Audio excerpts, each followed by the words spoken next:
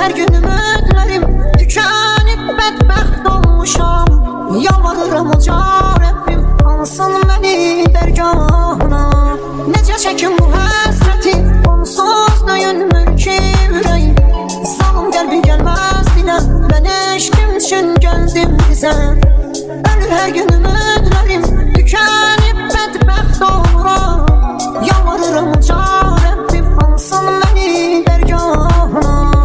Seni katil tanıyor bu eşki bilenler, ölümün imzalıyor hayatını silenler.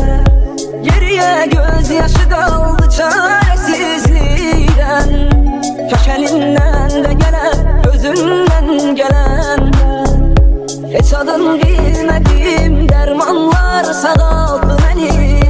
Ya senin bakışların ya zennim aldattı beni. O kadar değişmişem tanınmazam artık. Bir anam öz oğluna uzaktan uşattı beni.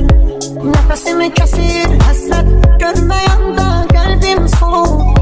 Görəndə gözlərim onu, ruhum bədəni tərk edir. Qovuşmaq çox imkansızdır, aramızda dağlar dayanır. Rəbbim yetirsə də ölüm, son dəfə gözlərin görüm. Nefesimi kesir həsrət, görməyəndə qəlbim solur. Görəndə gözlərim onu, ruh bədənimi tərk edir. Qovuşmaq çox imkansızdır, aramızda dağlar dayanır.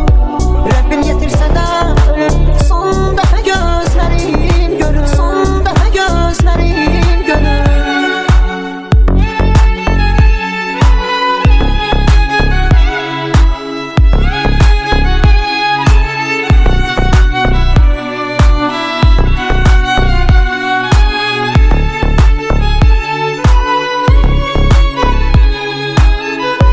Ölümüme tələşirəm sahatıma baxa baxa.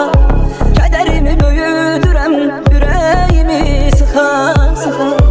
Öz adımı unuduram, qapı qapı düşə düşə. Fikrimi dağıdıram, qutu qutu şüşə şüşə. Hardan çıxdın sən qarşıma, bəla olmusan başıma. Yadlar məni dəfn edərkən, gəl hələ bax tabutuma. Qurban olun verməz ölüm, gəl bir kərə üzün görüm. Şikəst olub həyat sənsiz, tükənmişəm geri dön gəl. Heç adın bilmediğim dermanlar sağaldı beni. Ya senin bakışların ya zennim aldattı beni. O kadar değişmişem tanınmazam artık. Bir anam öz oğluna uzaktan uşattı beni. Hardan çıxdın sən qarşıma, bəla olmusan başıma. Tükənmişəm geri dön gəl, ümidlərim paramparça. Sənə xəyanətim varsa, Rəbbim nəbzimi durdursun.